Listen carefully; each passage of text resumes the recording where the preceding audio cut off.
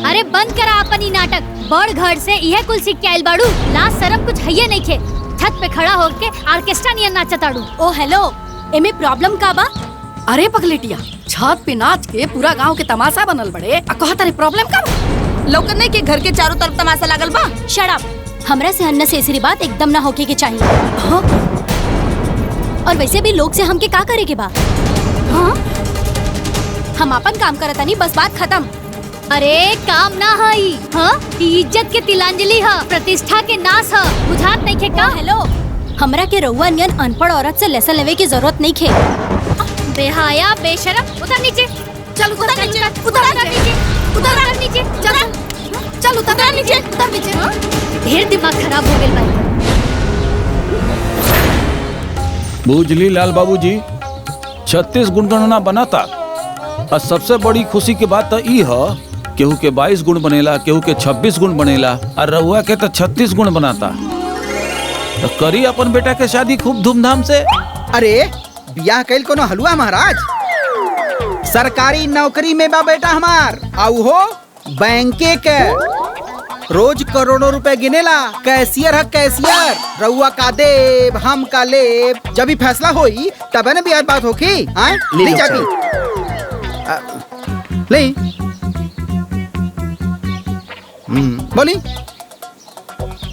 अरे लेन देन के बात तो हम रउआ से कैले नहीं की। देखा गा माँ बाबू, यही गाँव में रघुनंदन के बेटा चपरासी है और त्रिलोकी के बेटा अस्पताल में कंपाउंडर है।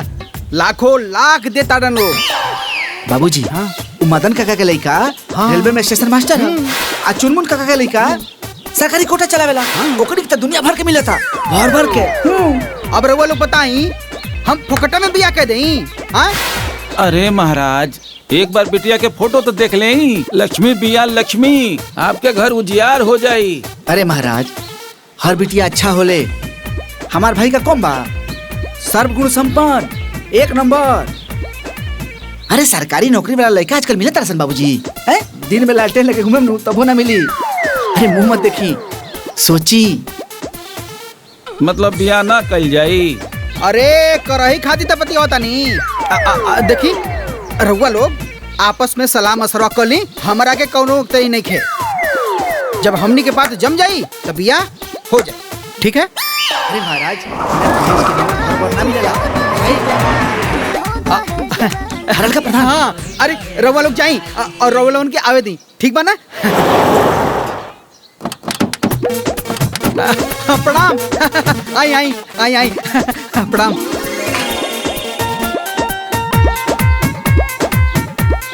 अरे प्रणाम। आई आई। अरे शीतल, सुना तारू, जल्दी से चाय नमकीन तैयार कर दो, दूसर लोग आइल बा। सुना तारू, हरल का प्रधान जी दूसर बार देखो वाले कैल बड़े। हम पहले ही देख ले रानी जी, यही से चाय तैयार बा। तारा मालूम बा, मारुति कार से आइल बा लोग, पैसा वाला पार्टी बुझाता। सुनी जी, केहू के आगे ना इतना झुकला के कोनो जरूरत नहीं है। हमार देवर जी इतना लायक बाड़े त लोग तो अइबे जेबे करी ना, आ दुआरी पे भीड़ तो लगबे करी। सही कहता रू तू। एगो बात कही, तू हऊ अनपढ़ लेकिन एकदम बात कर लो पढ़ल लिखल नियन। का भैया, जब देखा हमेशा भाभी के अनपढ़ गंवार कहेला। अरे बबुनी, अब अनपढ़ बानी तो बानी। तोहारी ये बात हमरा बड़ा अच्छा लग रहा। चाय दे जल्दी। अच्छा सुनी जी, ये चाय नाश्ता ना जल्दी से बाहर लेके जाए। दुआरी पे हित नाथ के आदर कइल जाला। ठीक कहता रू तू। ली जल्दी से लेके जाए।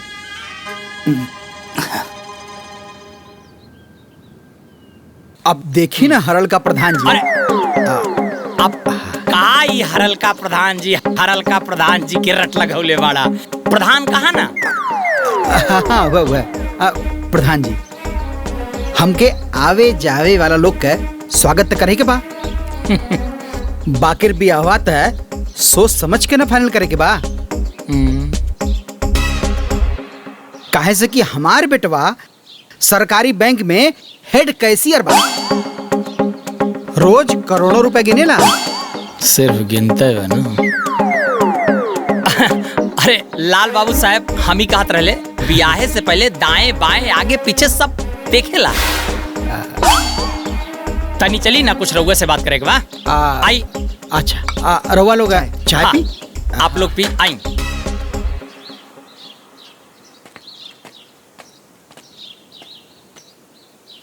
का दहेज दहेज के रट लगौले बड़ा, हाँ? का तो दहेज के चक्कर में ठगा जाइबा ना तो सारी होशियारी निकल जाई। मतलब हम अपन लायक बेटा के लायक परिवार खोजतानी, तू हमारा के समझाओ तो ना। अरे तुम्हारा लायक परिवार भी होके के चाहिए। मतलब हमार परिवार घटुआ बा? कितना बीघा खेत बा, कितन में मकान बा, चासा बासा दासा बा। मतलब तू हमरा के हिसाब ले आल बड़ा कि बरतुहार लेके आल बड़ा? आए तुहार उलग ना बड़ा तो काहे बहस करता रहा? अरे हम चाहतानी कि तू दहेज के चक्कर में खड्डा में मत गिर जा, बस। हम पागल नहीं की, हमरो के आँख और कान दोनों बा। हजार का बाजार फोकट में नहीं खिला का प्रधान, बुझला? ये जवाहर में केहू का बेटा बा हमारे बेटा का लायक? आए हमार बेटा हेड कैशियर बा, वो सरकारी बैंक में रोज करोड़ों रुपए गिनता। अरे तो सिर्फ गिनता, रखत ना बा ना। रखिए प्रधान जी, देखिए जब एक दिन हमार बेटा बड़के घर में बहू लेके आई तब तू देखबा प्रधान। कर बड़के घर में बियाह करबा। जलन खोर कहेंगे, सब जरूरत हम देख के। चलो दुली।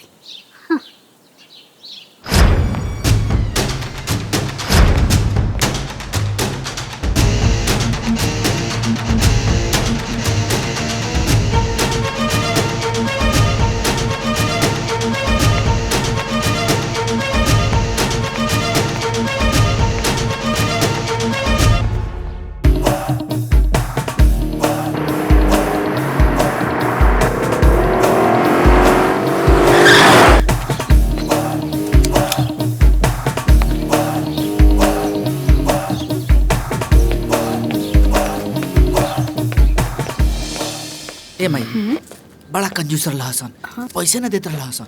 हाँ ए माई इली सामान। ए काजल, हाँ जाके भैया खातिर चाय पानी लेके आओ तो।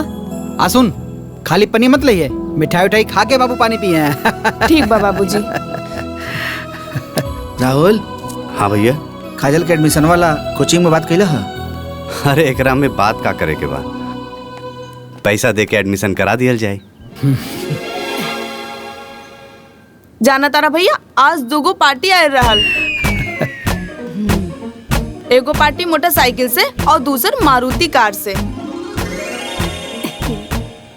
एगो पार्टी तो हरलका प्रधान जी लेके आए रहे हैं। अरे वो पगला प्रधान के बात मत कर, हरलका प्रधान के बाबूजी से बगजा कर ले सब। वही कहे ना, सरवा हमारा के चिंदी चोर समझत रहे। अरे हमार बेटा ओले कैले बानू ताव ना बानब का? आए कहीं भी एरू गरू के अपने बेटा गंबिया थोड़ी न कर दे। दमदार पार्टी चाहिए, दमदार। अरे बाबूजी ये सब का तमाशा लगौले बाड़ा। वैसे भी बियाह हमेशा अपन बराबरी वाला में कइल जाला। एकदम बोके हुआ, जब तू लायक बाड़ा तब न द्वार पर दौड़ा चलो अगुआ लोग। हमने के बुलाओ जाते हैं बाबूजी। अरे जौन लइका लायक ना होले उ तो इतना रंग दिखावेले। आ हमार देवर जी लायक बाड़े ता हमनी के काहे ना रंग दिखाई? हाँ भला बताओ, सब केहू अपना बेटा बेटी के बियाह खातिर बड़का बड़का घर खोजेला, तो हमनी के भिखारी खोजी सन। तू लोग तो एकदम फुल प्लान करके बैठल हुआ है बेटा। प्लान ना है, ये हमार किस्मत बा, ये हमारे परिवार के किस्मत बा। तब ना तू ओला कैले बाड़ा, तब न लुआ के डुमलिया खाता। अरे इतना अकतैला के कौनो जरूरत नहीं के। हमार देवर जी के बियाह एकदम छाट के बियाह। अब रउआ बताइए हरलका प्रधान जी। अरे मर्दवा, हरलका प्रधान बोलब जरूरी बा का? अरे रउआ प्रधान जी भी बोल सकेला। हाँ हाँ हुआ प्रधान जी। अब केहू आके कहता कि हमार बेटी पढ़ल लिखल बिया बाकिर दहेज नहीं खे। केहू आके कहता कि हमार बेटी सुंदर बिया बाकिर दहेज नहीं खे।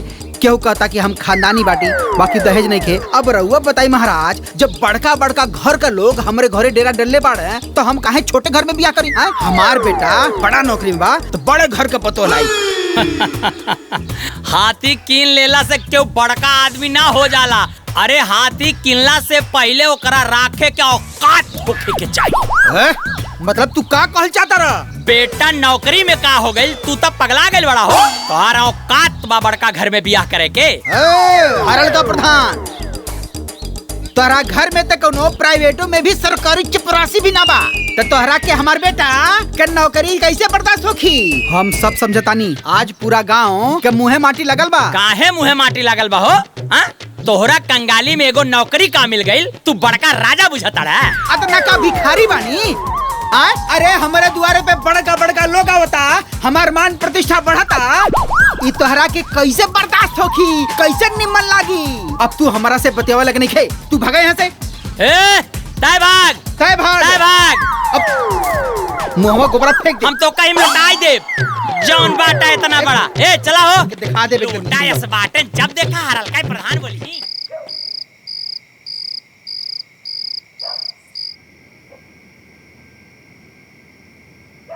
सरवाई गांव वाला हमने के इज्जत बढ़ता तो देख के जरता रसन। का भइल जी? अरे हऊ हरल का प्रधानवा कहता कि हाथी रखे के औकात चाहिए। अरे ससुरा, हमार बेटा जवार में नाम चमकोले बा, तो राखी काहे अनार होता? अरे बाबूजी, तो ओकरा पास ये सब बतियावे कहे जाता रहा तू? अरे हम बतियावे ना के लनी है, वो तो हम गोबर फेंके के लनी है, तो मिल गई। अरे उनके मन में डाह बा बाबूजी, उनके भतीजा के त पैदलो भी बर्तवार नहीं खियावत सन, लेकिन हमार देवर जी के 4 पहिया से आवत अड़े सन। अरे काहे नहीं हसन, हमार भाई हेड कैशियर बा बैंक में, वो सरकारी। हाँ। एक मिनट, हम रवा लोग से फिर से कह देता नहीं। रवा लोग कार मोटरसाइकिल देखल छोड़ दी, कौनो भी लड़की देख के ब्याह हो जाओ। अरे कौनो लड़की आई, घर बार चूल्हा चौका ये नु देखी। अरे उकामा तो बड़का घर के लड़कियों आके करी। जब हमनी के दिन दशा बदलता तो ते काहे पेच फसावता रे? जब हम सही कहता नहीं तो रवा लोग के उल्टा लगाता। तो जहाँ मन करी वहाँ हमार ब्याह कर दा। अरे ऐसे कैसे देवर जी, जहाँ मन करे तहाँ बियाह कर दा। अरे रउआ जैसन सुंदर सुशील आ सरकारी नौकरी वाला वर पावे खातिर ना त लोग माटी कोड़ देले। देख ली हाँ, गाँव के सब लोगन के चेहरा पे ना माटी पुज जाई जब हमरा घर में बड़ घर के देवरानी जी आई हैं। तू एकदम सही कहता रू। हाँ। बाबूजी ला फूफा के फोन आयल हा। हेलो पाहुन, प्रणाम पाहुन। खुश रहा। ए लाल बाबू, काल हम एगो तगड़ा पार्टी लेके आवत तानी। हाँ, राहुल के बियाह खातिर। आई स्वागत बा। हाँ, हम समय से आ जाए। हाँ? सुनाओ, पाहुन जी का फोन रहे, कहत रहे तगड़ा पार्टी लेके आवत हमें। देवर जी, हमनी के देवरानी जी ना एकदम छाट के लेके आई।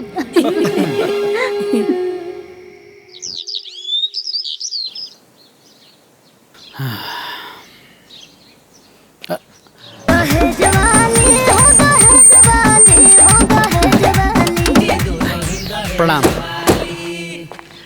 नमस्ते। खुश रहा। नमस्ते। आई चले, बैठी आई। बैठी।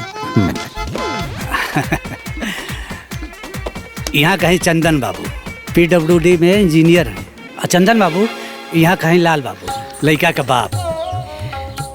चाय ली चाय। हाँ ले। ए अम्मा जी, दुल्हनिया के पापा तो इंजीनियर हवन। अरे इंजीनियर की बेटी हिया। ए दुल्हन, अब तो हरल का प्रधानवा के मुंह में ना कोरिका पुता चाहिए। देखी, हमरा एक्के गो बेटी बिया, बहुत दुलार से पालन पोषण कैले बानी। अब हमरा के ओकर बियाह करे के बा। हम अपना तरफ से कोनो कसर न छोड़ब। अगर रउआ के तरफ से कोनो मांग होई तो बोली। बोला लाल बाबू, दिल खोल के बोला। तोरे बेटा के बियाह बहुत बड़ घर में करवावत बानी। अब हम का बोली आए, रउआ इतना बड़ इंजीनियर बानी, इतना धनवान आदमी बानी, अब रउआ शौक भी रखे न, तो अब हम का बोली, रउआ बोल दी। लड़का तो हार, तू बोलबा कि दूसर के हो। एक मिनट। देखी, हमरा के ज्यादा लाग लपेट करे ना आवेला। रउआ एगो बात बताई, रउआ के गांव में सबसे ज्यादा दहेज कितना मिलल बा? 8 लाख मिल रहा है रामलाल काका के लिखा के।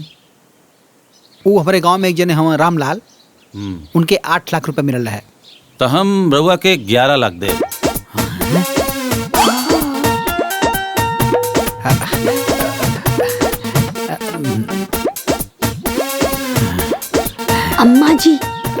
11 लाख। हाँ दुल्हीन, एकरे के ना कहल जाला बड़ा का घर, बिना मोगली इतना देता। नगद के बाद ये लिस्ट रही सामान की।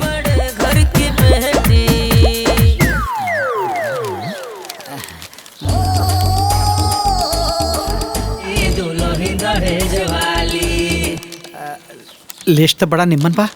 आप देखी सब तो ठीक बा, अब अमाउंटो सब ठीक बा। ये जब कार बा ना, अब हमनी के कार का कौन जरूरत बा। मोटरसाइकिल तो ही बगैर है, वही का रुपया दे देवल जाए। ठीक बा, आगे। और है कपड़ा धोएला मशीन, हमरे घरे हाथे से कपड़ा फिचाला, तो उहो के जरूरत नहीं खे वॉशिंग मशीन के, ओहो के आप पैसा दे दो जाए। ठीक बा, आगे। और फ्रिज तक भी मिल ही रहा है।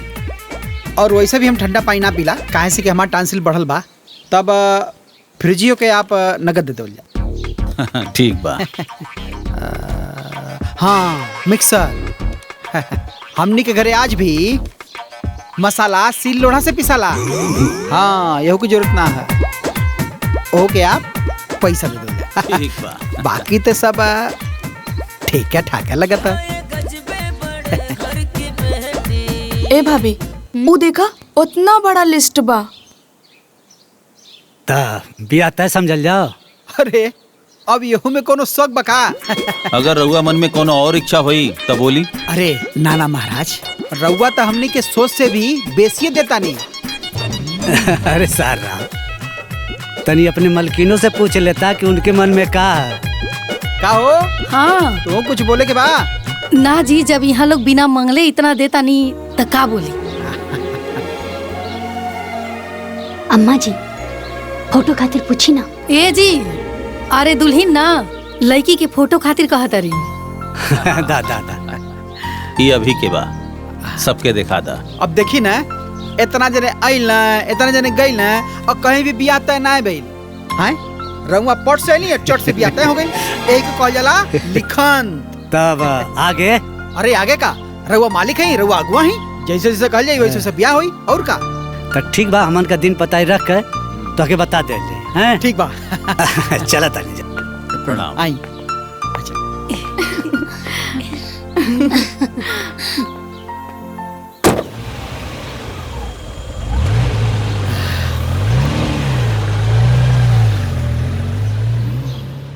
ए बबनी, ये देखा, इनमें किस्म किस्म के फोटो बा हमारे होखे वाला देवरानी जी के। देखा देखा देखा, बड़ी खूबसूरत भी है। ए भाभी, तू तो बड़ा डिजाइनर देवरानी चुनले बाड़ू हो। ये कार बड़ी महंगी लागती है। अरे हमार होखे वाला देवरानी बाड़ी बड़ घर की बेटी बिया, कार बा ओकरा लगे तो कार के साथ फोटो ना खिंचाई का? ए भाभी, ये तो हीरोइनियन फोटो बा। हमार होखे वाला देवरानी हीरोइन नियन ना लागी त के लागी? ए भाभी, हाँ? ये तो गजबे फोटो बा हो। का हर फोटो में तू लोग नुक्स निकाला तारू? स्टैंडर्ड लोग ऐसे ही फोटो खिंचावे ले। जैया हमार भाभी आ जिए ना, ऊ दिन देखिए तू लोग आग फाड़ के। अरे बबनी, वीआईपी घर के बेटी बिया, बहुत बड़ घर के बेटी बिया। अब ऊ ना ऐसे ही फोटो खिंचावेली। और पता बा, हमार देवरानी जी ऊ का दू बीए पढ़ ले बिया। हाँ ये। तू तैयारी कला। हाँ? वो आई तो तारा का ट्यूशन पढ़ाई। अरे जाई जी, रउआ देख लिया कैसे वो हमारे हाँ, आगे देखे, पीछे देखे। रही। हाँ देख लिया। ए भाभी, तिलक कहिया बा? अरे बबनी, बड़ घर में बियाह होता तब बड़ तरीका से ना होई। सारा व्यवस्था उहे लोग देखत अड़े। और पता बा, सबसे पहले छेका होई, वो वीआईपी तरीका से। अरे सरकारी बैंक में कैसी रहे, रोज करोड़ों रुपए गिनेला तोरी तरफ से ना। रे गोबरा, वीआईपी रिश्तेदार बा तो छेको वीआईपी न होई। हाँ बबुआ, ई तो अभी छेका हो। बियाह में देखियो, अरे तू कौना हॉल में बारात जाई। हल्दी, मेहंदी और बारात में सबके बुलावा बा, समझला? अरे तो तू कुद कुद के खूब नचिया। बिल्कुल नाचब फूफा जी। हाँ। हमार देवर जी के बियाह बा। पूरे गांव में आए, भाई पहले लोगों ने इंतजाम देखा, वाह का बात है। बहुत बढ़िया इंतजाम बा। राहुल सजा तारे और कहाँ बड़े 3-3 आदमी सजा होता करे माई। अरे इधर करो भैया वीआईपी कम बोल। अरे जाए तो ये बाबू, बड़का घर में बियाह होता आ दानो दहेज मिलल बा और तो और लड़की इतना सुंदर मिलल बिया कि देख के तो जियारा जोड़ा गई। अरे खुशी की ठिकाना नहीं के ओकर। ये सब फूफा के करतब है।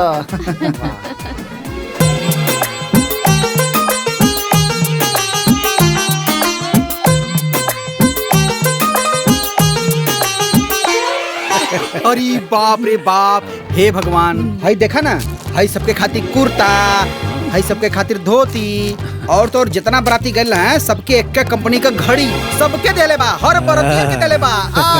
मन प्रसन्न हो गई। ऐसन बियाह कहीं देखने पड़ा लोगन? अरे महाराज ब्याह के करौले अरे एकदम सुपर बार रिश्तेदारी, सबके खातिर अलग अलग व्यवस्था। सही बात बा। अरे मामा 1 नंबर के समझान मिलल बा बाबूजी के। सही काला बेटा, एकदम स्पेशल। और तो और जे लोग देख के हमसे जरूरत रहे ना, ओकरे मुंह पे करिखा पोता गेल होई, करिखा। तनी सुना, 4 ठो मिठाई न भेजवा दिया ओकरे के हम। जब मिठाई का स्वाद चखी ना, ओके अंदाजा हो जाए कि कैसन घर में बियाह भइला। अरे बेटा, अगर इतना अकल हो तब प्रधानी न जीत जात। सही कहते, सही कहानी। मालूम है पापा जी, माई खूब उर्दू कैलस, एकदम गर्दा। अब रहुए सब बताई, हमनी के तो ठहरनी पुराना जमाना के। हमनी के का पता बा कि हल्दी कैसे होखेला, मेहंदी कैसे होखेला और हई बरमाला। अरे बड़का बड़का में होइबे करेला। ए राहुल कमाई, तू बड़े घर के बेटी का सास बनिए गईलो। आ तू ससुर महाराज।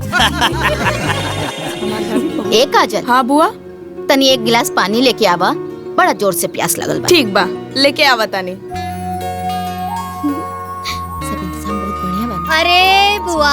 अरे बुआ खाली पानी ना पी, लड्डू खाई फिर पानी पी। ए बबुनी, रवा लोग भी खाई लड्डू। अरे देवर जी के ससुरारी से आइल बाली। 2-4 गो लड्डू खा के तू पानी पी लो। ऐसे कि ब्याह में नाच नाच के देह में कमजोरी जा गई हुई। अब ऐसी मत बोली, घर में भवे आ गइल बा, अब डायरेक्ट आंगन में आवल छोड़ दी। ए फुआ देखत रे, छोट भाई के ब्याह का भइल, हमरे घर में हमरा पर नो एंट्री के बोर्ड लग गई। नींबू पानी। पुराना रीति रिवाज। अब खड़ा का बनी, जाई ना दुआरी पे। अरे जाता नहीं तो नहीं कर लोगन। अब जाए तो दुल्हन तोहू के आराम मिल गई। हाँ मामी, 2.5 साल से नैहर ना गइल रहनी, अब छोटको आ गइल बा तो 10 दिन खातिर नैहर होके आई। ए भाभी, कन्या के मुंह ना दिखाईबू। अरे बबनी बद कही में तो हम भुलैया गई नी। अभी हम तैयार करके लेके आवत तानी, तब तक लड्डू खाई ना। हाँ, ठीक बा। अरे बबनी खा लाना जल्दी से। अरे वो खाई ना दीदी। छुटको। अरे देवर जी, वो का करत तानी? अरे जाई दुआरी पे। काहे भाभी? दुआरी पे हित पाहुन बैठल बा, का कही लोग, जाई। हाँ ठीक है।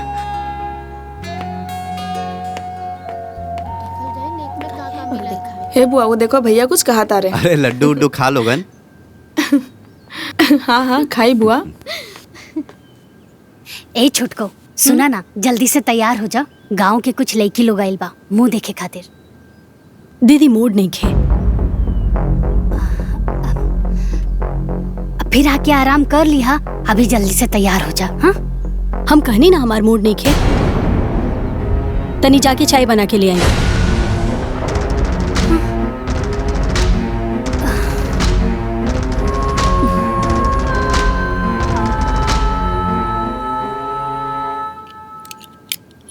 ई का करतनी जी?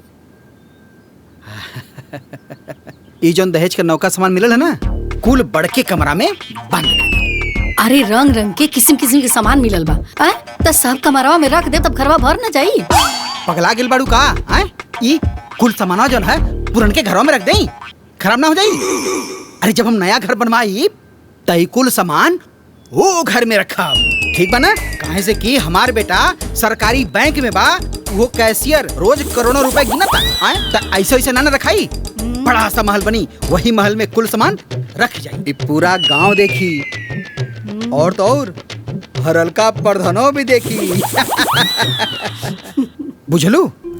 हैला चाबी रखा संभार के, ठीक है ना? ठीक बा। का करी अब? अम्मा जी ही ना आई ना। हाँ दुल्हन, अरे जल्दी आई। का भइल हो? काहे परेशान बड़ो? अम्मा जी हम छुटको के कहानियाँ कि तैयार हो जाओ, मुंह दिखाई करे के बा। हमरा की झट से जवाब दे देलस, हमरा की तो काठे मार देलस। का कहलसी हो? कहा तिया हमार मूडे नहीं खे। का ओकर तबीयत तो ठीक बानू? अरे बैठ के मोबाइल देखा तिया। अब का होई अम्मा जी, गांव के लड़की लोगन के सामने तब बेइज्जती हो जाई। दीदी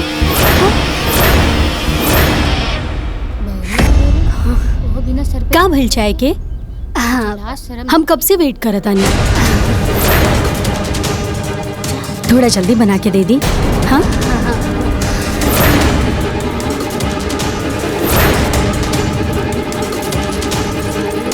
ए काजल। हाँ माई। अरे छोटकी भौजी के ना माथा में दर्द बा, तनी चाय बना के दे दे। अच्छा देत बनी। चलल जाओ का, कुछ लाज शर्म नहीं का। ए भाभी, नई कन्या के तबीयत तो ठीक बनू? वो का बाना कि बड़ घर के बेटी बिया, चाय पिए के आदत बा। रवा लोग बिहाने आइम। हाँ अभी जाई। ठीक। हाँ हाँ ठीक बा, चलो बिहाने जरूर रही लोग। हाँ चलिए बुआ। चलो बहन। आपकी चाही जैसे जीत ले भी हरलका प्रधान के बदनामी हटाई देगी। अरे कहाँ गई रहलू बच्ची लोग? देखे गल रहनी हरलका प्रधान चचा। अरे प्रधान चचा भी कह सकेलू, अब हरलका प्रधान बोलब जरूरी बा का? अच्छा वो है कन्या देख के आवता नहीं। अच्छा ता का सही उ दोनों बड़का घर के हईं। तबे तो वो बड़की पतोहिया से चाय मांगतिया, वो भी अंगना में खड़ा होके। अच्छा और काका भइले? अरे चाचा, कन्या अंगना में खड़ा होके कहतिया हम कब से वेट करतनी, चाय अभी लेना आइल। अच्छा हाँ चाचा, सभी लोग लजा गए। चल रे नया जमाना के नयका पतोहिया। हम कहनी है कि दहेज के चक्कर में ठगा जाइबा सरऊ, लेकिन ना हमसे अंग्रेजी बतियावत रहे। कंजूस मक्खी चूस। बेटा के बियाह में तक दीवाल में रंग लगा न पहले, आज तक पपड़ी छोड़ता है? बेटा नौकरी का पागल सरकारी तो फूल के हनुमान जी हो गईलन, अपने औकात से बाहर चल गईलन। हाथी सब केहू कीन सकेला, लेकिन ओकरा राख ना सकेला। भोगा सारे अबे और भोगबा जब आइबा हरलका प्रधान जी तब तो का हम बताई। चलो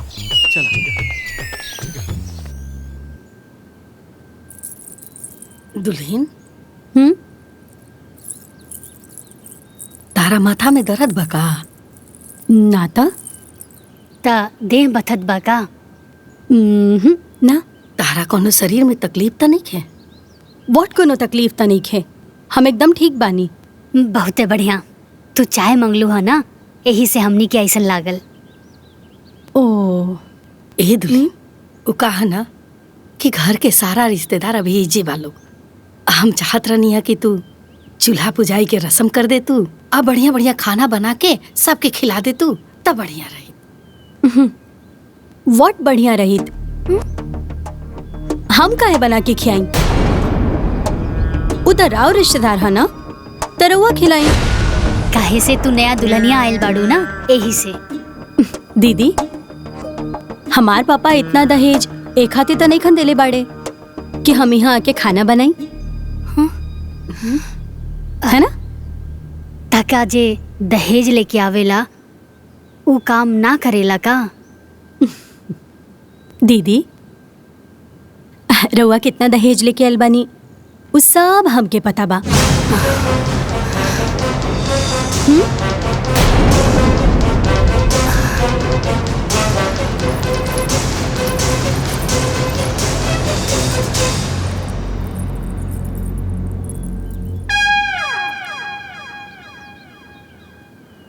ए अम्मा जी, वो कैसन बोलत या जी? अरे उता ठीक बा, अब ई सोचा कि इज्जत रही कैसे। माई फूफा के बुला के पूछल जाए, ऐसे घर में कैसे ब्याह करा देनी? पगली पसंद हमनियों का न कले बानी सन। अम्मा जी, अगर घर के इज्जत बचावे के बा ता लोग से झूठ तो बोले की पड़ी ना। ए दीदी, कन्या के चूल्हा पूजन करवा देती तो हमनियों के अपना घरे दुआरे चल जाइब जा। अब कितना दिन चूल्हा पुजाई के इंतजार करबू? काहे दीदी? का है ना मामी जी, सब घर के अलग अलग नियम होला।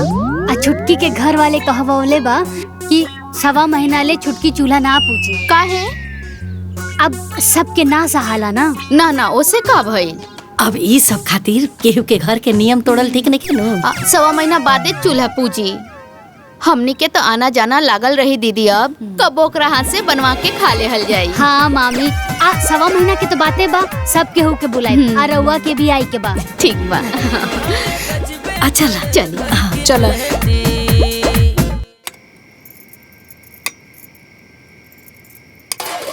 ए बबनी, ले जाके अगल बगल के घर में दे आवो, ओकरा बाद में ना पूरा गांव में बटाई। ठीक बा ना? बाकी घर के भी तैयार रखा लोग, हम देके तुरंत आवतानी। लेके जाओ, लेके जा जल्दी से। ए अम्मा जी, और केकरा घर में जाई? ए दुले, जेकरा जेकरा घरे भेजे के बानू ओकरा घरे भेज दा। अरे हमार ते एकर बुद्धि विचार व्यवहार देख के ना गाछी पे के चढ़ल मन भुइया गिर गई। का हो, घर भर गइल ना? भौर भर गई। अब इज्जत बाचे तो जानी का? अरे का बताई हम रउआ के, हियाज के आइल कनिया चुटू चुटू जवाब देतिया। का बोलतिया? का बताई बाबूजी कि का कहतिया।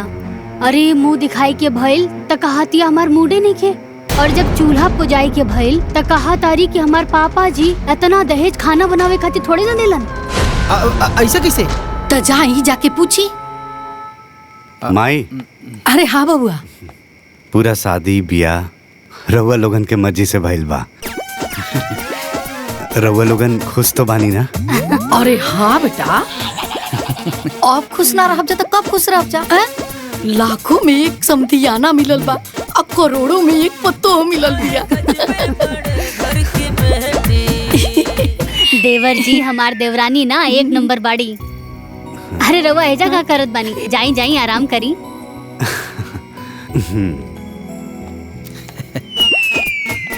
अब भगवाने जानस का होई दादा। अरे कुछ ना होई, अभी नया नया बिया, सिस्टम समझ में आई, सब ठीक हो जाई। ठीक है ना? हाँ? ए अम्मा जी, ठीक हो जाई ना? भगवान जानस सुधरी की ना।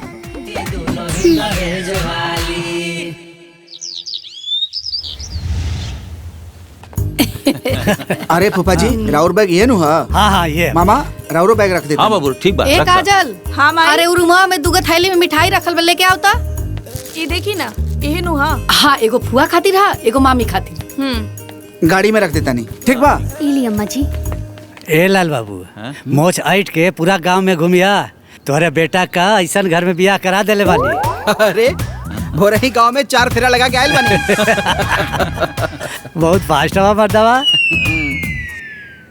अम्मा जी, छुटकी के बोल दी पैर छुए के। ए दुल्हन, हमरा डर लगता, हम ना बोलो। देवर जी के बोल दी। राहुल, सब केहू जाता लोग।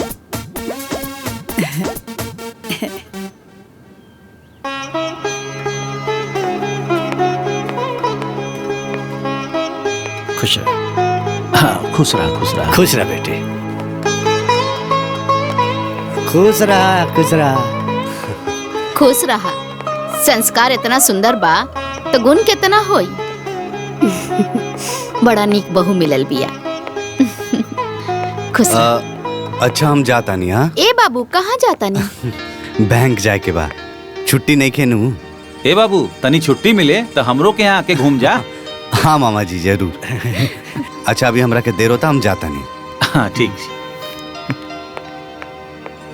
हमनियों के बहुत लेट हो जाए, अन्हार होता। चला जाओ ठीक बा, जल्दी। चला तनी। ठीक। हिला लोग हो, चल जल्दी चला। चला लोग, जल्दी चला। चल। आवा।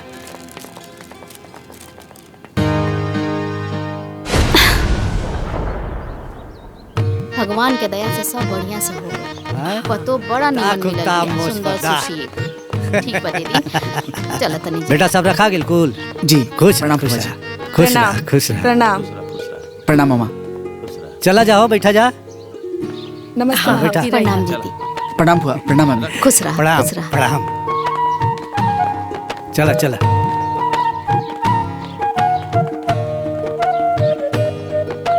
ठीक बा फूफा जी, पहुँच के फोन करे।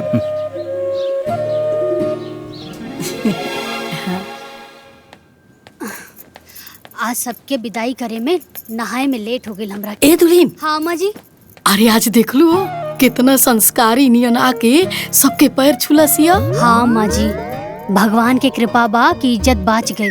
भगवान करस ऐसे ही ओकर अकिल बुद्धि बनल रहे। देख लू हाँ, आज भोरे भोरे कैसे नहा धोले लसिया। अरे 2 दिन से ओकर हाव भाव देख के तो मन में बड़ा सदमा लाग रहल है, लेकिन आज ओकर भाव स्वभाव देख के मन के बहुते शांति मिलल है। हाँ। जा जा जाके नहा लो। हाँ अम्मा जी, हम नहा के आवत है।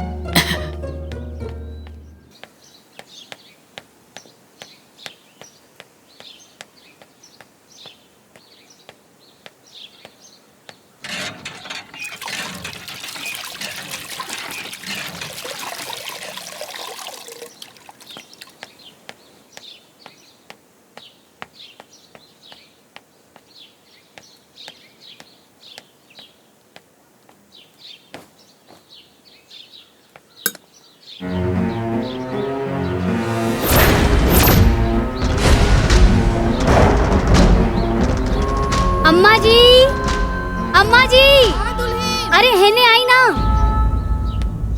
का भइल हो? हाई देखी।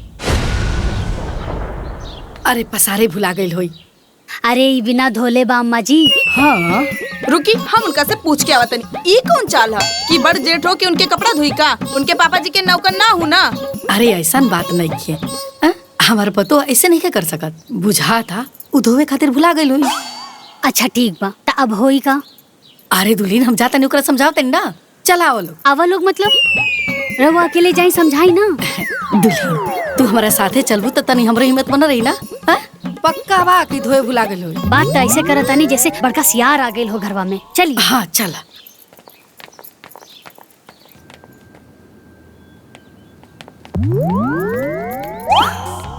ए दुल्हीन, तू ही पूछा ना। हम छुटको। अरे का भइल?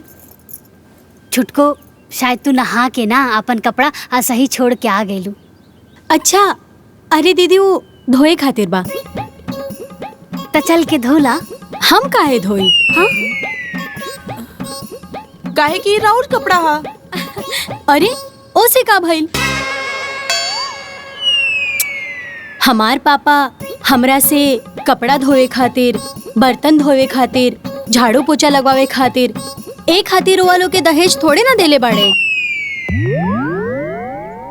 अब समझ में आई ना? हाँ। का समझ में आई? अरे दुल्हीन, तार पापा इतना दहेज एक दिन थोड़े ना दिले बने। तू आके जा कपड़ा धो, काम करा। छुटको, त फिर तहार कपड़ा के धोई?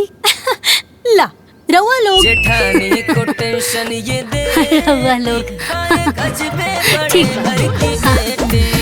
ससुरा वालों को भाव नहीं दे। अरे बाप रे बाप, अब का करी? ए दुल्हीन, बुझाता के एकरा माथा पर भूतवा चढ़ गइल। दादा देख लू, सुटुर सुटुर जवाब देतिया। आज भैया के आवेदा, इनके नाटक सब बताई हम। चुप कर, मारा वैसन थप्पड़ ना मुंहे लाल हो जाई। इजुन करत आरी ओकरा के बतावल ना जाई। ए बबनी, अगर हमनी के बताइब सन ना तो हमनी के 4 गो सुनब भी सन। वो तो कहता रहलन है कि अपनी बराबरी के परिवार में रिश्ता करे के, लेकिन हमनी के ना भूत चढ़ल रहे बड़का घर में रिश्ता करावे के। सही कहता रुए दुल्हीन। अरे हमनी के अपने जाल में अपने फंस गइल बन जा।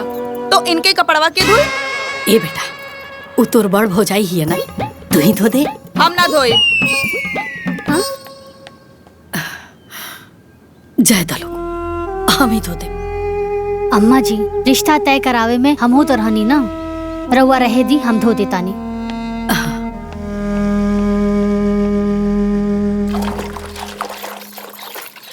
अरे जितना डर देवर जी से ना लागत रहे, उससे 4 गुना ज्यादा था ये देवरानी से लागता। हमार सास पतो के तक किस्मते खराब बा। अरे जौन काम के कल्पना ना कहले रहनी वो करे के पड़ता। कहो, कपड़ा धोए तरू का? ना, कबड्डी खेलता नहीं।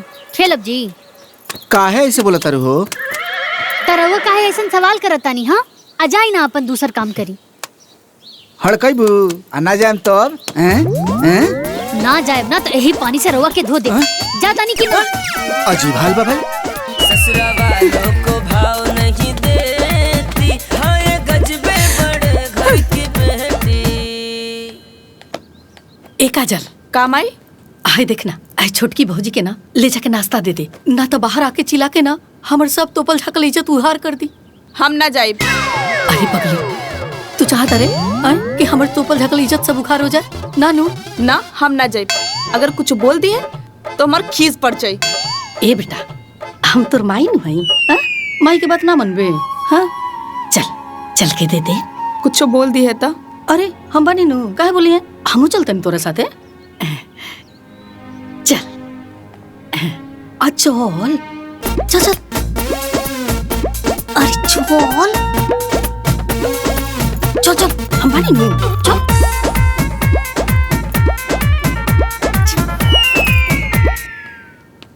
भाभी नाश्ता। नाश्ता में का बनल बा? पूरी सब्जी। छी, पूरी सब्जी मॉर्निंग में के खाएला? हमरा सूट ना करेला। हमरा खातिर दही कचौड़ी लेके आई। बाकी बनल तो इहे बा। व्हाट बनल तो इहे बा? हम कोनो जानवर तो नहीं खी कि हमरा के जॉन ऑफर होके हम उहे खाए, है ना? हम का करी भाभी? व्हाट तो हम का करी भाभी? जाई जाकर बना के लेके आई दही कचौड़ी, सिंपल। काहे कि हमार पापा एक हाथी दहेज त नहीं खन देले बाड़े कि इहे खाए के बा तो इहे खाए के बा, ऐसे ही रहे के बा तो ऐसे ही रहे के बा, है ना? बड़ घर में शादी करे से पहले सोच लेवे के चाहिए ना? हाँ, अब सोच का रहल बानी। जाई। हेलो। हाँ भाभी। दही में शुगर डाल के लेके आई। ओके?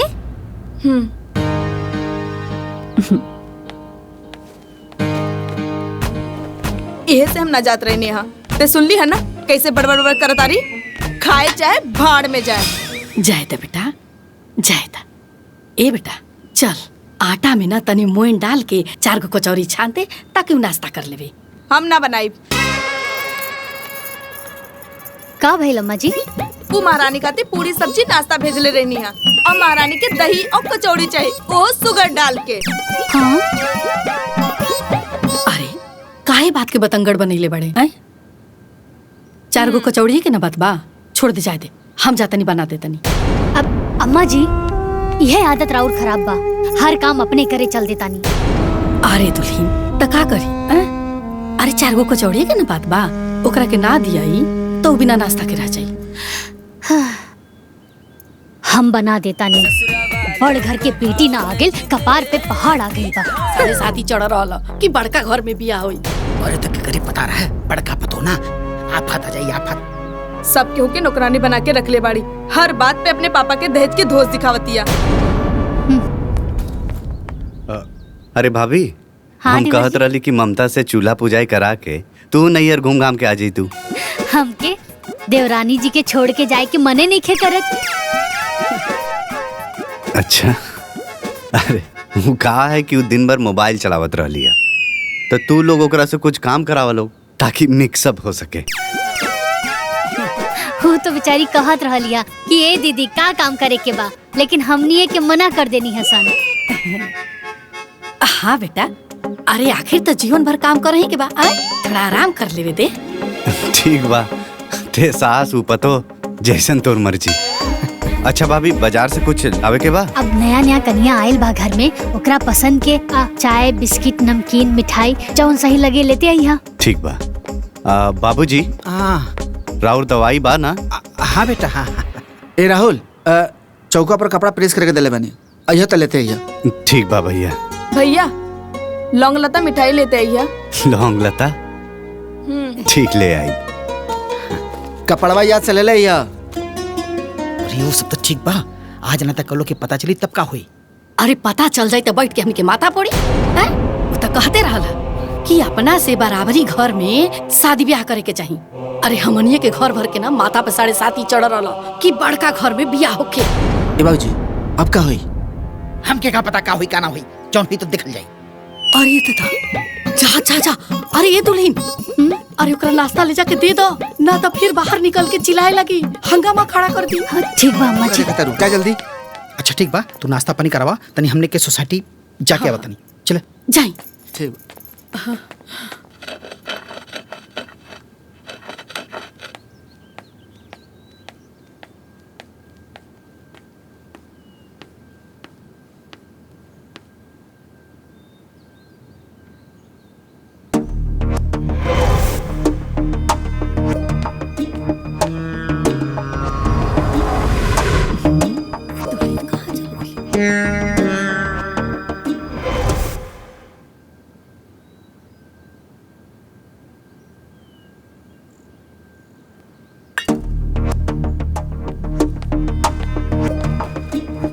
अरे ये काजल। हाँ माई।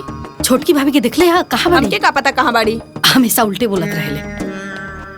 ए बड़को, छोटकी के देखलू हा? ना अम्मा जी। ए चाची, छोटकी भौजी ऊपर नाचत तारी। का? हाँ। ए बड़को, अरे का करे लागल को? अरे बंद करा अपनी नाटक। बड़ घर से यह कुल सीख के आइल बाड़ू, लाज शरम कुछ है नहीं खे।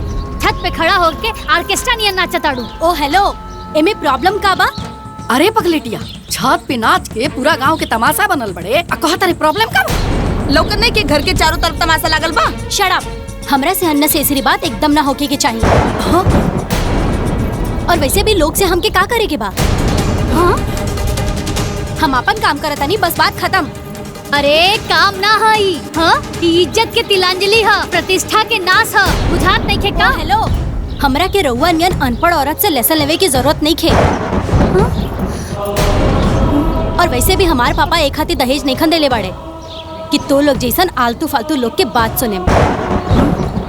फालतू में आके दिमाग खराब कर देली। बेहाया बेशरम, उतर नीचे। चल उतर नीचे, उतर नीचे, उतर नीचे, चल उतर नीचे, उतर नीचे। ढेर दिमाग खराब हो गइल भाई। तू लोग का तमाशा देखा तारा? भागा यहाँ से, यहाँ तमाशा लगल बा। भागा यहाँ से, भागा। चलो भौजाई के संभाला, हमनी के कहा तमाशा देखत नहीं जाए। हमरा ना पता रहे कि हमार पापा ऐसन जाहिल गवार अनपढ़ के बीच हमके भेज दी हैं। अच्छा हाँ, सरे आम छत पे नाचे वाली हमनी के जाहिल और अनपढ़ कहतिया।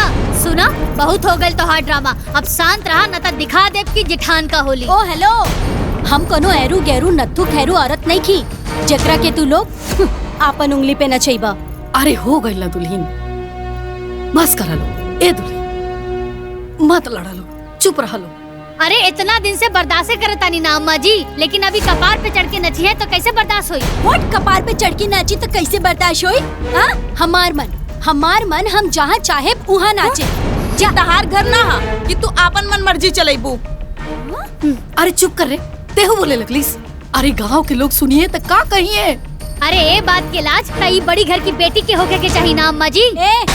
एक्सक्यूज मी, हमार घर के बराबरी करे के तू लोगन के कैपेसिटी भी नहीं खे। और वैसे भी हमार पापा तू लोगन के औकात से ज्यादा दहेज एक हाथी देले बाड़े कि तू लोग हमार गुलामी करा। अरे आग लागो ऐसन दहेज में। अरे बाप रे बाप, का करिए दादा, चुप करा सना रे। अरे ये दहेज वाली की चुकराई ना अम्मा जी, और इनकर मुंह बा हमनी से गुलामी करावे के। व्हाट मुंह बा गुलामी करावे के? ई बात ना दहेज लेवे के पहले बोले के चाहत रहे। अरे छुटकी दुल्हन, हम तो हाथ जोड़ता नहीं, चुप कर। अरे काहे सरेआम हमनी के इज्जत में आग लगाओ तनु? अरे अम्मा जी, रवा इकरा सामने काहे हाथ जोड़तानी? अरे दुल्हन, तेरे सामने हाथ जोड़तन। तू ही चुप हो जा। माई देखत नहीं के इनका के आपन दहेज के कितना घमंड बा। हाँ, अरे वह दहेज के घमंड में तई पगलाइल बिया। एक्सक्यूज मी, पगलाइल नहीं की। तू लोगन के ना बकबक और बकवास से हमार दिमाग हैंग हो गइल बा। शांत शांत। ठीक बा अम्मा जी, हमरा के अनपढ़ गवार जाहिल लोग से बात करे के नहीं खे, ठीक बा? हमके चाय चाहिए। हाँ? हमरा के चाय चाय बढ़िया ही चाय वाली। हाँ?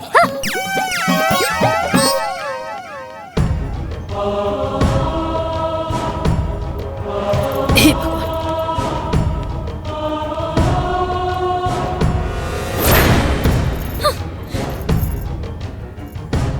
हम का करिए दादा? हमरा घर के मर्द सब कैसे मुंह दिखाई सन गांव में? एकरा के चाय दे दी तेकर मन ठंडा हो जाए। मत बनाई अम्मा जी चाय। अरे दुल्हीन, काहे बखेड़ा खड़ा करता रू? बना लेवे दा, चाय पी त का जाने ओकर माथवा ठंडा हो जाए। हम कहा तानी ना चाय ना बनी त ना बनी अम्मा जी। त तू ही बना देना। हम ना बनाए भा, बहुत घमंड बना ओकरा के अपन दहेज के ऊपर, वही दहेज से बनवा लेस।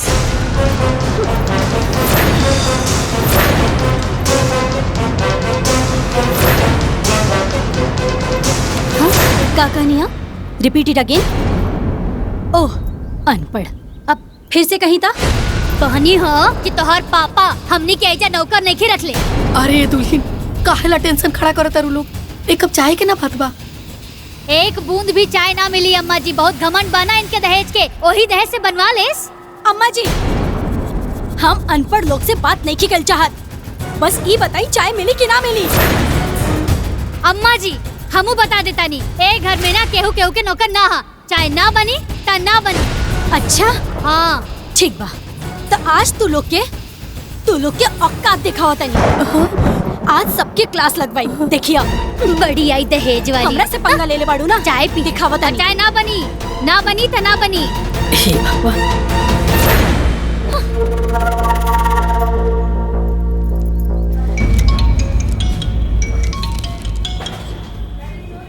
हाँ हेलो, कहाँ बानी रुआ?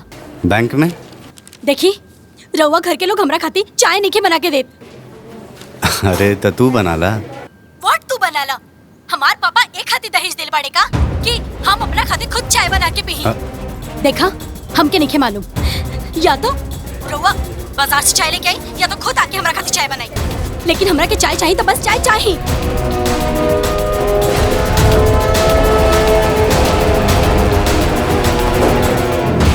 बाबूजी, गांव समाज में बहुत बेइज्जती होता, कुछ समझ में नहीं आया।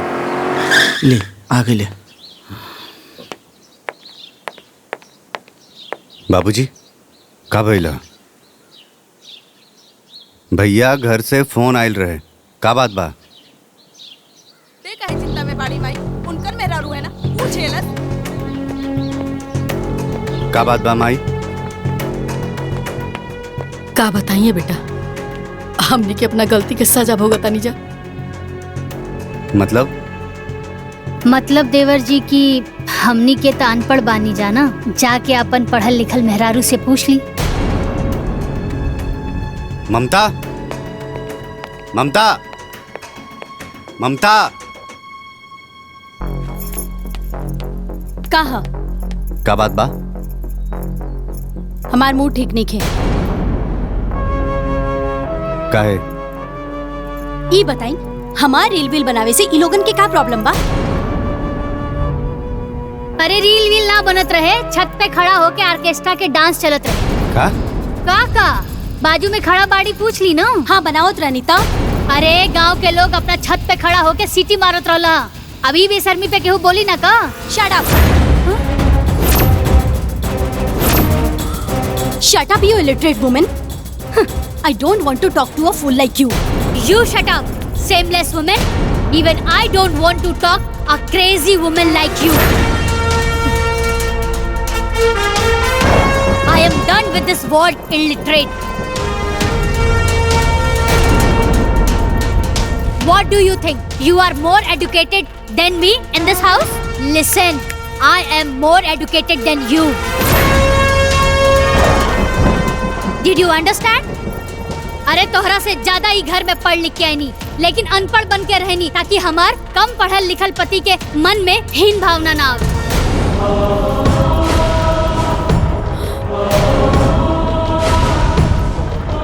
अरे एजुकेटेड पीपल के अंदर कल्चर होला, लेकिन तू कौन पढ़ाई पढ़ के आयल बाड़ू कि सबके नीचा दिखावत अड़। जहिया से तू आयल बाड़ू तहिया से तोहार जूठा थाली धोवत बानी सन, एकर कपड़ा धोवनी हम। आपन बेइज्जती बर्दाश्त करत बानी सन, सिर्फ और सिर्फ एक खातिर कि ई घर के प्रतिष्ठा बनल रहे और तोहार पापा जी के मान सम्मान बनल रहे।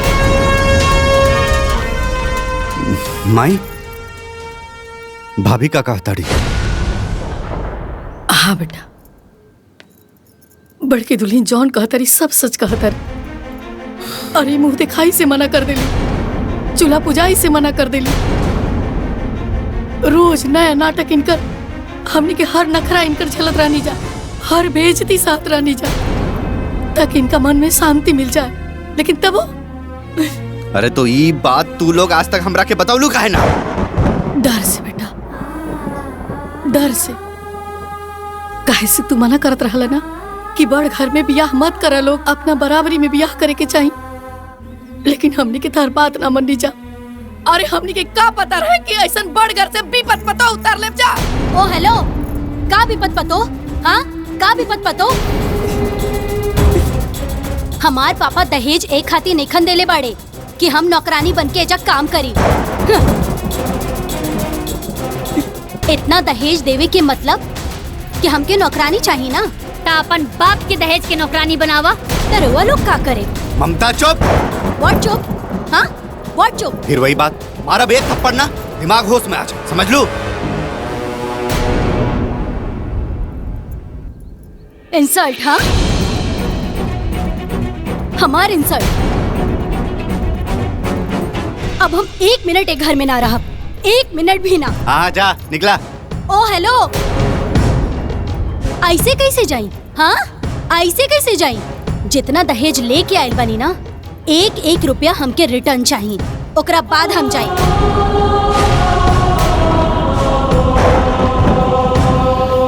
डन। तहार एक एक रुपया और तहार दहेज हम रिटर्न कर दे। बाकी तहार जैसन बदतमीज लड़की जौन हमारे फैमिली के रिस्पेक्ट ना करे, हमरा के ना चाहिए। जा, निकल यहाँ से। अरे ऐसे कैसे चल जाई? आपन दहेज लेके वापस हमनी से गुलामी करवले बिया, हमार गुलामी करे के पड़ी, ओकरा बाद जाई। ओके फाइन, काल हम अपने पापा के एजा बुला ले।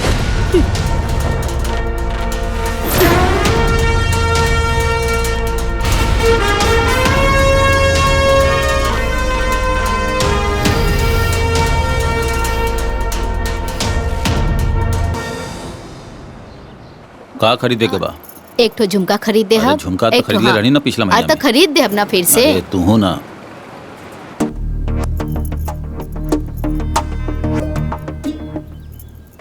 हेलो।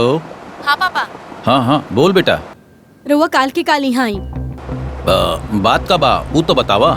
रुआ पहले यहाँ आई, सब आपके पता चल जाए। ओके, मम्मी से बात करबू? ना, मूड नहीं खे। कल हम आवतानी। का भाई? पता ना, गुस्सा में लागत रहल। बाबूजी, छोट मुंह बड़ बात करतानी, अब आपे बताई। का रउआ अपन बेटी के दहेज ई खातिर देले बानी कि वो हमनी के नीचा दिखावे, हमनी के बेइज्जती करे? हाँ समझे जी, का समझिन जी रहुआ माई बाप के ऐसे ही नौकर नौकरानी बना के रख ले रही? ना, ये तो बिल्कुल गलत बात। पापा, रोवा के हम एजा बोलेले बानी कि ई लोग। तू बोलैले बाड़ू। हाँ तो हमार सुनी ना। हाँ बोला। देखी पापा, हमरा ऐसा अनपढ़ और ड्रामेबाज लोगन के साथ नहीं रहे के। ई तू का कहताड़ू? देखी पापा, हम ही फैसला पहले ही कर लेले बानी, रोवा के सिर्फ बता रहल बानी। अच्छा, आखिर इतना हार्ड डिसीजन तू ले लू काहे? काहे कि ई लोग के साथ हम यहाँ परकटी चिड़िया की तरह नहीं रह सकत। ई लोग के हमार हर बात पे ऑब्जेक्शन बा, हम इतना लिमिटेशन में ना रहब। बेटी, ये सब तोहरा खेल लगाता, ये तोहरे लाइफ के बात बा। डोंट वरी पापा, ये लोगन से सारा दहेज के पैसा और सामान हम वापस ले ले। ममता, आर यू मैड? रिलैक्स पापा, देखी हम ही फैसला कर चुकल बानी और अब हमार फैसला चेंज नहीं हो सकत, बस। अरे बाबू, रउआ कुछ काहे बोलत नहीं की? हमरा इनका फैसला से कौनो एतराज नहीं के। पूरा लाइफ बर्बाद हो जाई। ये पागल लड़की के समझ में नहीं आवत। व्हाट लाइफ बर्बाद हो जाई? हाँ, व्हाट लाइफ बर्बाद हो जाई पापा? यहाँ रह के भी कोनो आबाद नहीं खे। बस 1 महीना के बाद बा ये लोगन के एहसान उतारे के बाद, और 1 महीना के बाद रउआ बस गाड़ी लेके आ जाइहा। ऐसे ज्यादा बात हमके नहीं करे के बाद बस। रउआ लोग हमरा के माफ कर दी। हम बहुत शर्मिंदा बानी।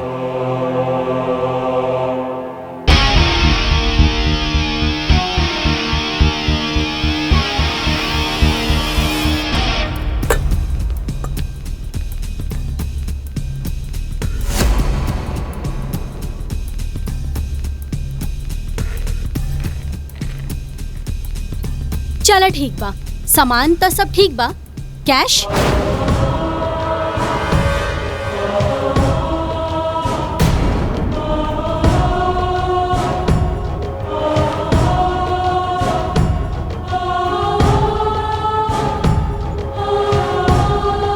कौनो भी फैसला करे से पहले 10 बार सोच ला, ताकि तोरा के बाद में पछतावे के ना पड़ी।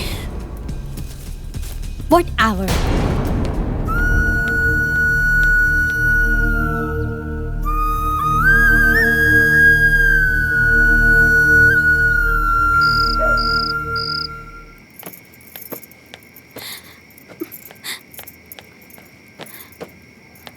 ये सब का होता?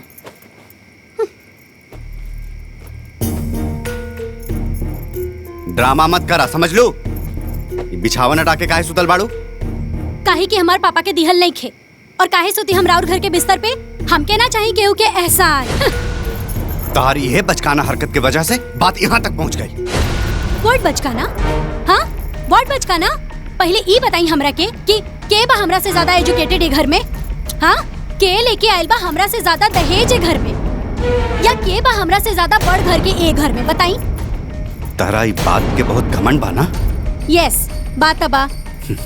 पछताइबू, एक दिन तू बहुत पछताइबू। ओ हेलो, हमके सब पता बा कि जॉन हमार खिलाफ एक घर में टीम बाजी हो रहल बा ना, ओकर एगो प्लेयर रहुआ बानी। लेकिन बहुत दिन ना, बस कुछ दिन के बाद बा।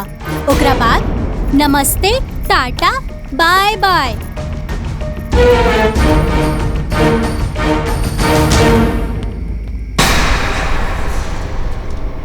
बाबूजी, बिस्तर लगा देनी।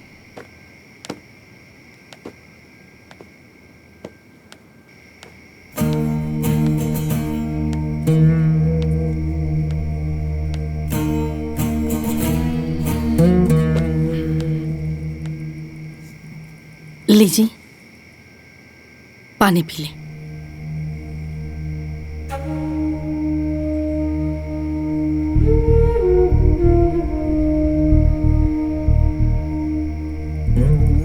कहां से कहां हमनी के दान दहेज बड़का घर के चक्कर में पड़ गए। नहीं सब हमने से बहुत बड़ी गलती हो गई। बाबूजी, भैया ठीक कहत रहे है ना कि शादी अपने बराबरी में होए के चाहिए, लेकिन तू ही न डांट देले है ना। यह नु हम हमारे कपारे पे भूत सवार रहे। ए जी, अब समझ में आवता। हल्का प्रधान जी ठीक कहत रही। बताई ना, हमनी के परिवार के प्रतिष्ठा गांव में गई अलग, हमनी के पूरा परिवार दुखी बा अलग, हमार बेटा दुखी बा अलग। कुछ ठीक नहीं होगा जी, कुछ ठीक नहीं होगा। देखा, वही जब बड़की बहू इतना पढ़े लिखले के बाद भी अनपढ़ बन के रहली, एगो इहो संस्कार होला। रहुआ एकदम ठीक कहता नहीं।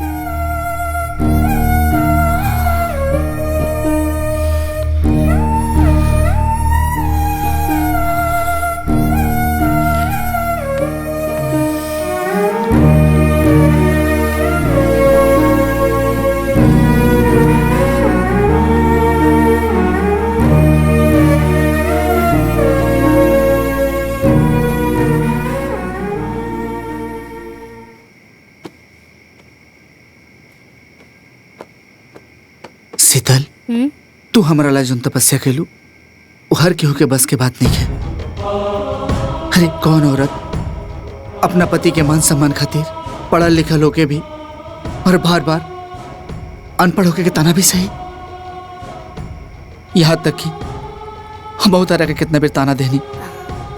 शीतल हमरा के माफ कर दिया। अरे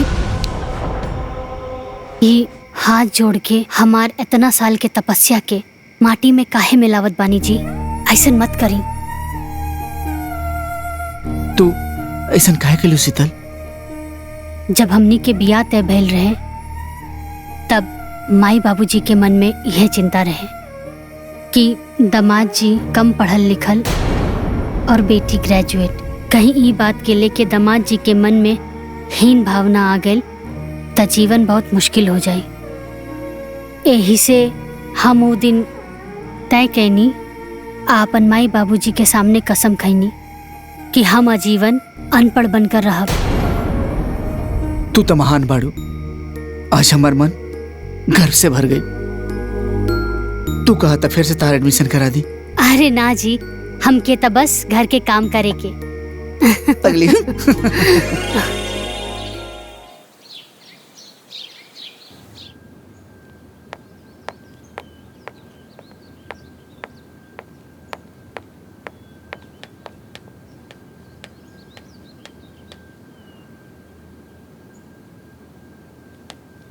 अरे ओ बड़े घर की बेटी, अरे ओ बड़े घर की बेटी, अरे ओ दहेज वाली, याद बा ना कि आज चाय तोहरा के बनावे के बा? Get out, get out. हाँ बबुनी, तनी जगावे वाला दवाई तो लेके आई। Get out.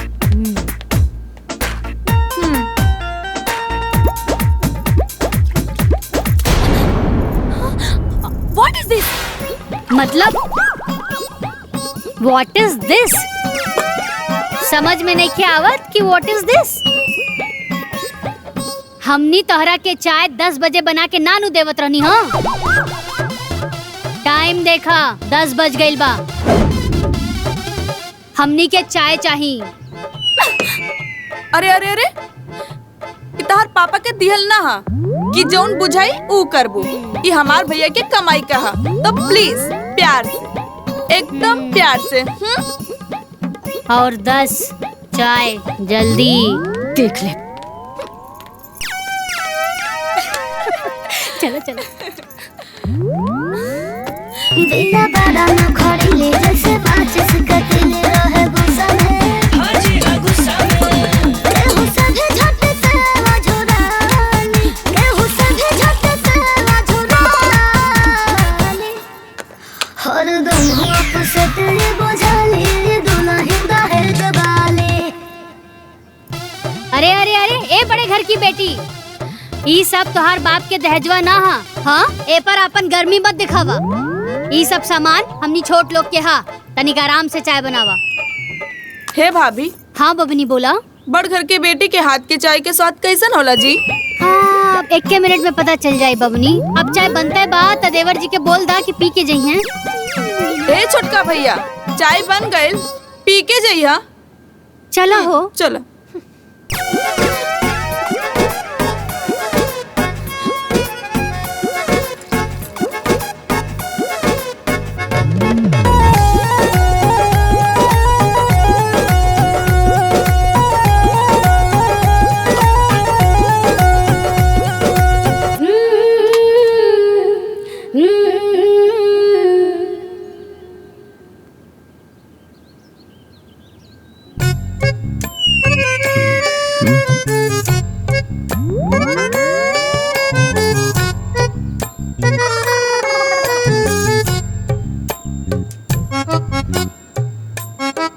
माई चाय तो ऐसने बा जैसन भाभी बनावत रही है। अरे पगला हवे का?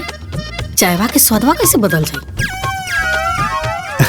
ना हमरा लागल कि बड़ घर के लोग बनाई तो कुछ स्पेशल बनाई। चला अच्छा भैल, कम से कम यही बहाने चाय के नेक तना देवे पड़ी। बाबूजी चाय सच में स्वादिष्ट बनल बा। अरे काहे ना बनी जी, एमे छोट घर के चाय पत्ती पड़ल बा, चीनी पड़ल बा, प्यार बा, तो स्वादिष्ट तो बनबे करी नू।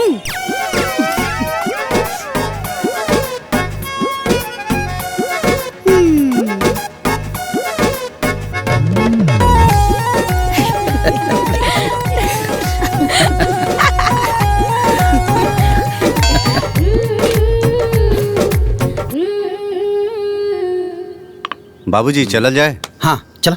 हाँ आओ भैया। चला हो।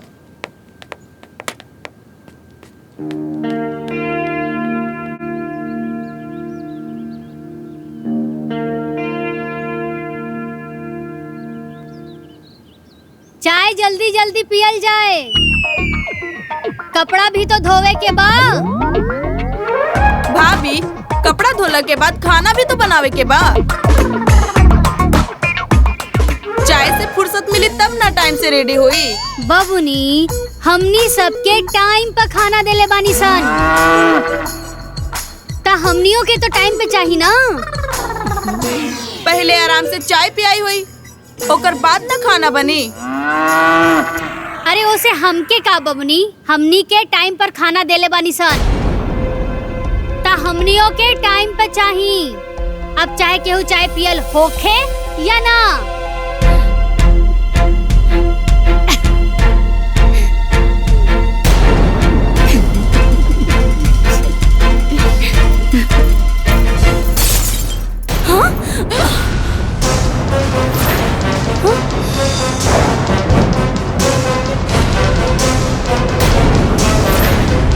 अब जब तक तुम लोग के खाना बना के ना खिया देब ना, तब तक पानी की एक बूंद ना पियब।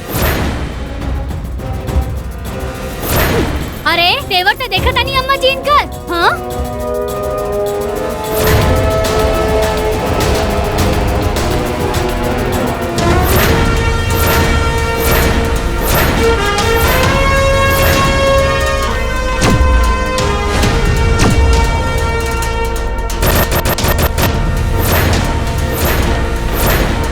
ए बड़े घर की बेटी जी, ई कब तोहार पापा जी के दिहल दहेज ना रहल जौन तोड़ देहलू। मालूम बा हमके, हमार पापा ऐसन सड़ियल चीज देहू नहीं खन सकत। फिर भी चाय तो इहे में पियत रहलू हा। बस कुछ दिन के बाद में, बस कुछ दिन और, फिर ओकरा बाद ई घटिया सामान, घटिया लोग, ई घटिया घर से हमके मुक्ति मिल जाई। वो सब ठीक बा मैडम जी, लेकिन ई कब तक टूट गइल बा ना, अब का होई। और वैसे भी हमनी के तो गरीब आदमी है सन, गरीब घर के बेटी, चाय के में पियल जाई। अच्छा अभी बताओ तनी।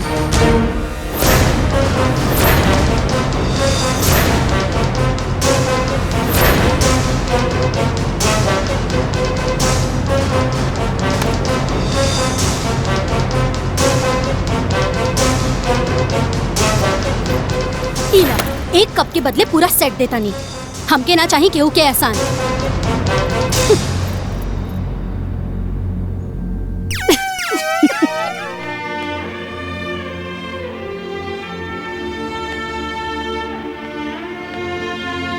हमनी के इतना निर्दयी ना है सन कि केहू तकलीफ में रहे और हमनी के चुपचाप देखत रही। पाप लागी ना, ला लगा ला।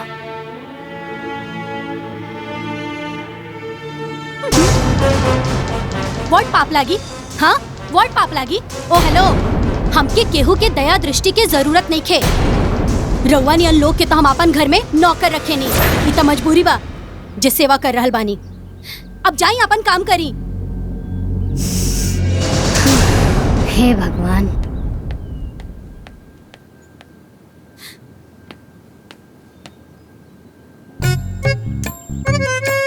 अरे आज बड़ घर के बेटी अपन जरल हाथ में अपने से पेस्ट लगाव तारी, तो हर बाप के दिहल दहेज ना लगा देत बा का? ई का फर्जी बात कर रहल बानी? अरे हम फर्जी नियर बात करतानी, तारे ना घमंड बा अपन पापा के दिहल दहेज के। ओ हेलो, हमरा लगे टाइम नहीं खे ई फर्जी बात करे के। जाई अपन काम करी। जब देखा जाई।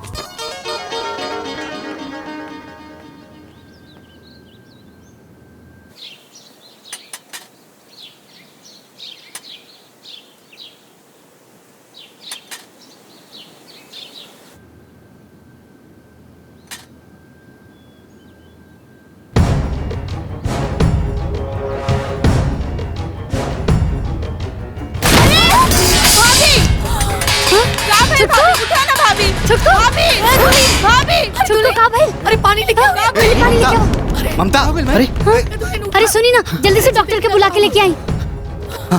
जाए भैया। देवर जी उठाई।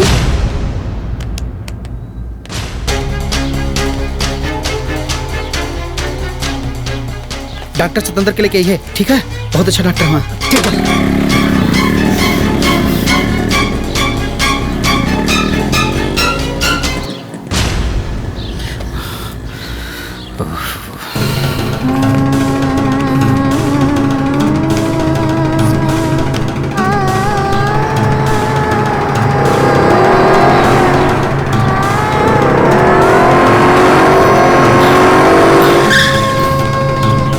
जल्दी चल, जल्दी आओ।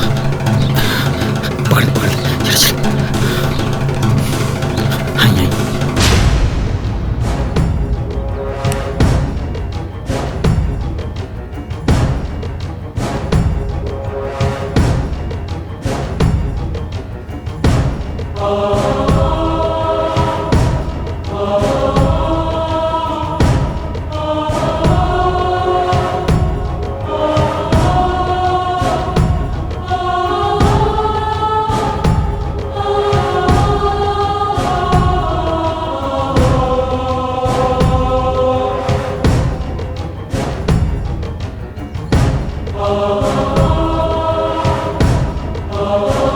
बीपी तो बहुत हाई बा।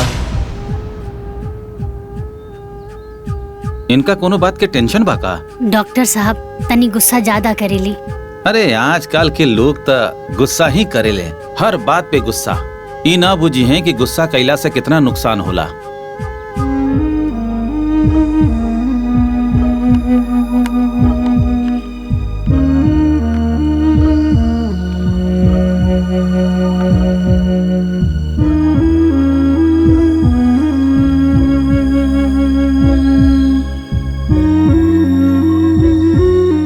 हम बीपी के इंजेक्शन लगा देले बानी, कंट्रोल हो जाई। दवा लिख देत बानी, सुबह शाम खिलावत रहिया। और हाँ, इनके 24 घंटा रेस्ट चाहिए। सिर पैर में तेल मालिश भी करत रहिया लोग।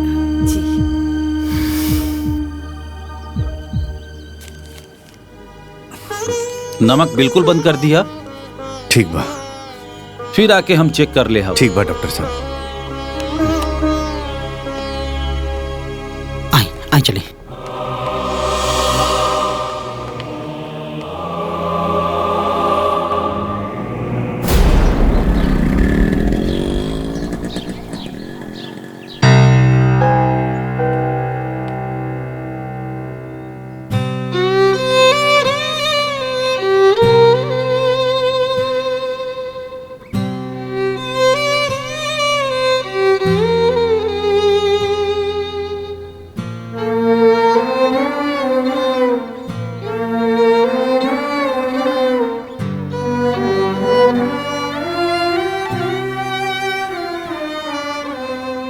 बाहर जाए के बा। ना ना, तू आराम करा। डॉक्टर साहब कहले बाड़े तारा के आराम करेगी।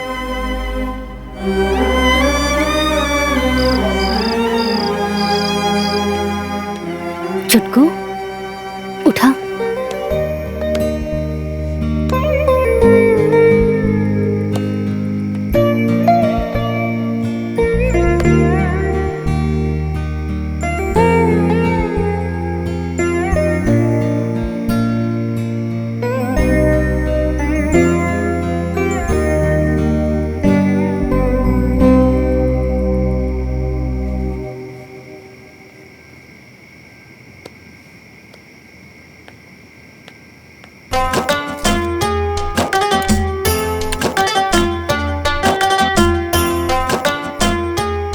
ला दुल्हन।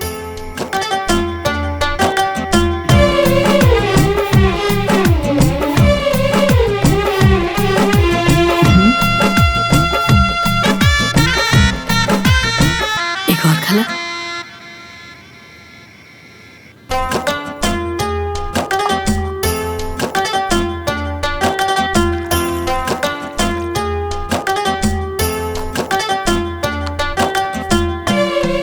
भाभी ले दूध पी ली।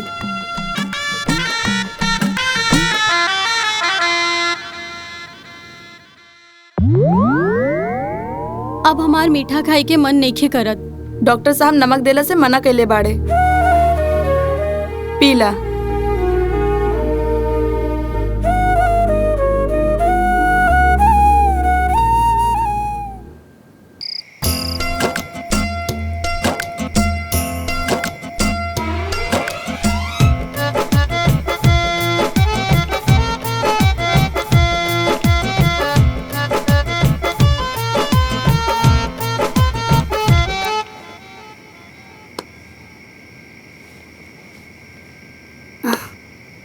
का भाई?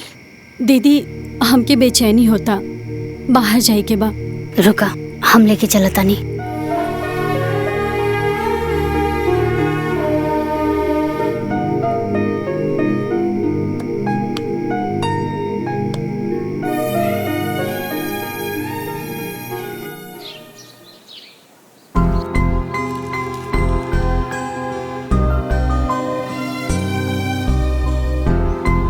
अच्छा दीदी, हम का कहत रहनी कि का हम बाहर घूमे जा सकतानी का? ज्यादा बाहर घुमला के कोनो जरूरत नहीं है, डॉक्टर साहब मना केले बाड़े। दवाई खा ला।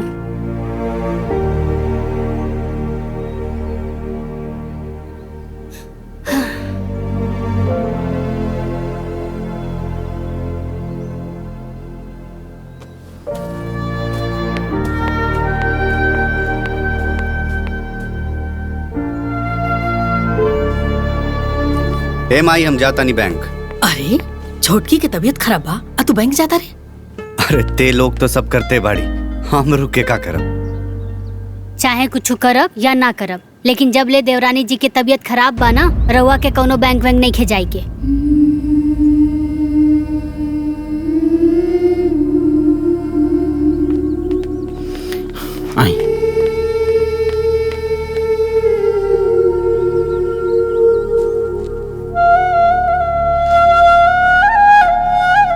अरे वाह, बीपी तो एकदम नॉर्मल हो गई। रउआ लोग बढ़िया से केयर कईनी, यही से सब कुछ बहुत जल्दी नॉर्मल हो गई।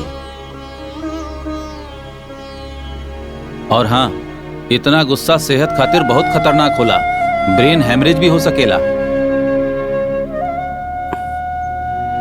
यही से अपन ख्याल रखिया, कूल रहिया और प्यार से रहिया,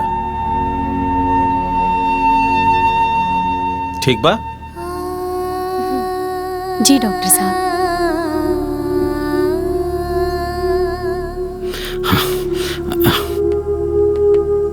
डॉक्टर साहब, आप कैसन तबीयत? एकदम परफेक्ट। हाँ, हाँ अरे ना ना ना, हमरा क्लिनिक जाए के बाद और भी मरीज के देखे के बाद चला तानी। अच्छा ठीक, चलिए चलिए।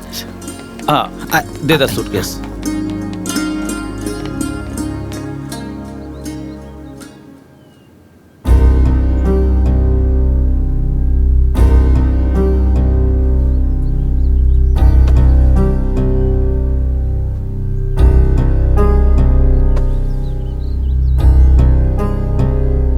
तू पिछला 24 घंटा से बिस्तर पर बीमार पड़ल रहलू है।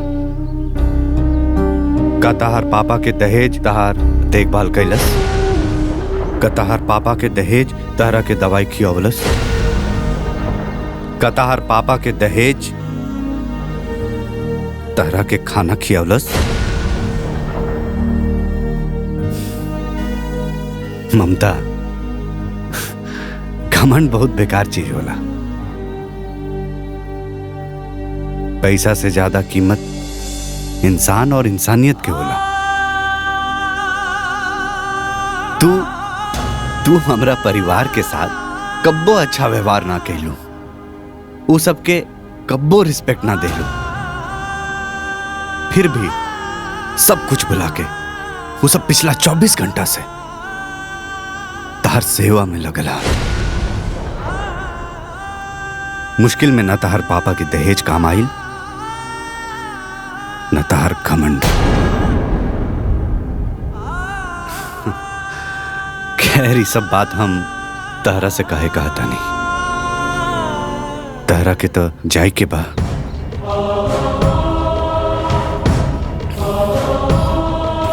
ठीक है।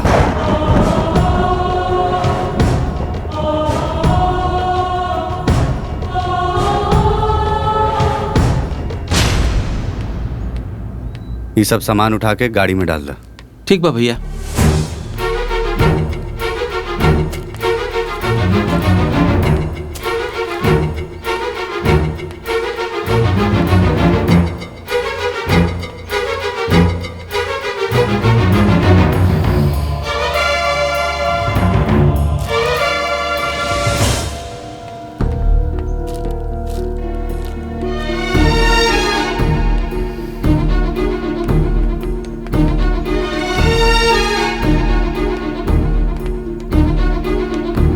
ए बबनी, ये सब सामान कहाँ जाता?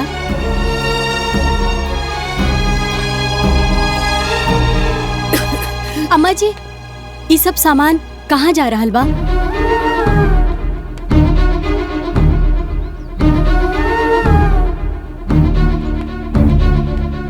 दीदी,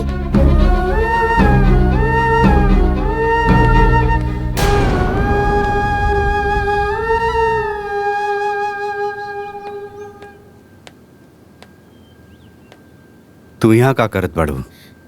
जा तैयार हो जा। काहे? काहे का?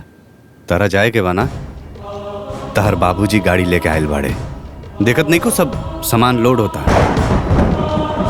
जा तैयार हो जा। जा।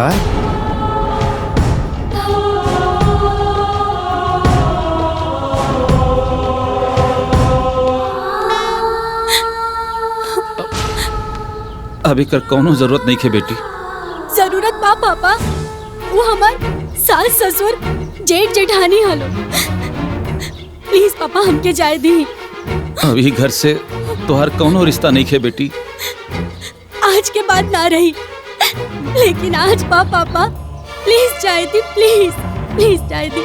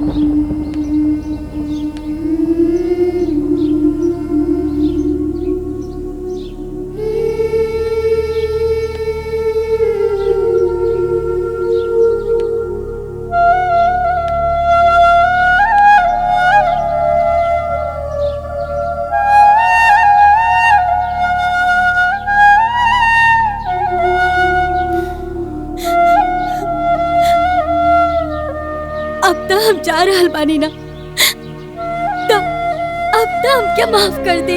तू अपना मर्जी से जाता रू, तारा जाए के कर लिया। तारा अपना गलती के एहसास हो गई, हमने की सब के तारा के माफ कर देनी जा।